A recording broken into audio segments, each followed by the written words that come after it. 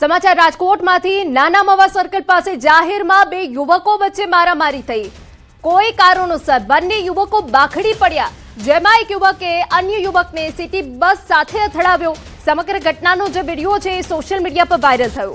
ઘટનાને પગલે પોલીસ દ્વારા વધુ તપાસ હાથ ધરાઈ છે।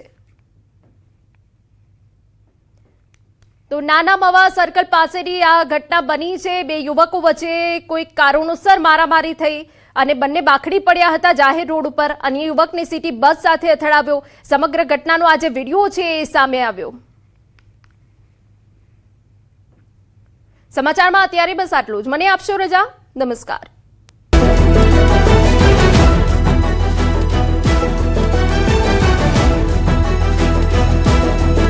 આ તરફ સુરત શહેર અને ઉમરગામમાં પણ વરસાદે ધબધબાટી બોલાવી। સુરત શહેર અને આસપાસના ગ્રામ્ય વિસ્તારમાં પણ મેઘરાજાની એન્ટ્રી થઈ। લાંબી રાહ જોડાવ્યા બાદ વરસાદનું આગમન થયું। સુરતના ઉમરપાડામાં 2 કલાકમાં 2 ઇંચથી વધુ વરસાદ ખાબકી જતા શહેર પાણી થઈ ગયું। ધોધમાર વરસાદના પગલે છેલ્લા 8 મહિનાથી સૂકી ધરતી પાણી થઈ ગઈ।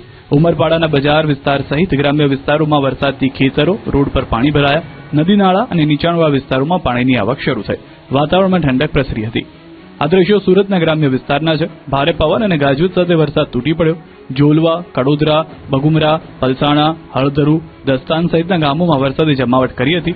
ધોધમાર વરસાદથી ધરતીપુત્રોમાં ખુશીનો માહોલ છવાયો હતો। હજુ તો ચોમાસાની સત્તાવાર શરૂઆત પણ થઈ નથી, ત્યાં જુઓ પ્રી મોન્સૂનમાં જ વરસાદમાં જ સુરત બેટમાં ફેરવાઈ ગયું। જ્યાં જ્યાં નજર કરો ત્યાં પાણી જ પાણી। પાણીમાં ગરકાવ થઈ ગયેલા રોડ, અડધી બાઇક ડૂબી જાય એટલા પાણીમાંથી પસાર થતા વાહનો, પાણીમાં પસાર થતા વિદ્યાર્થીઓ, જળબંબાકારના દ્રશ્યો સુરતના પાંડેસરા બમરોલીના છે। અહીં મેઘરાજાએ સવારથી એર સ્ટ્રાઇક કરી છે કે વરસાદી પાણીનો કહેર મચી ગયો છે। બમરોલી સ્થિત શ્રીરામનગર પાસે જાહેર માર્ગ પર વરસાદી પાણી એવા ભરાયા કે જાણે ચોમાસું બેસી ગયું હોય, જેથી વાહન ચાલકોને ભારે હાલાકી થઈ।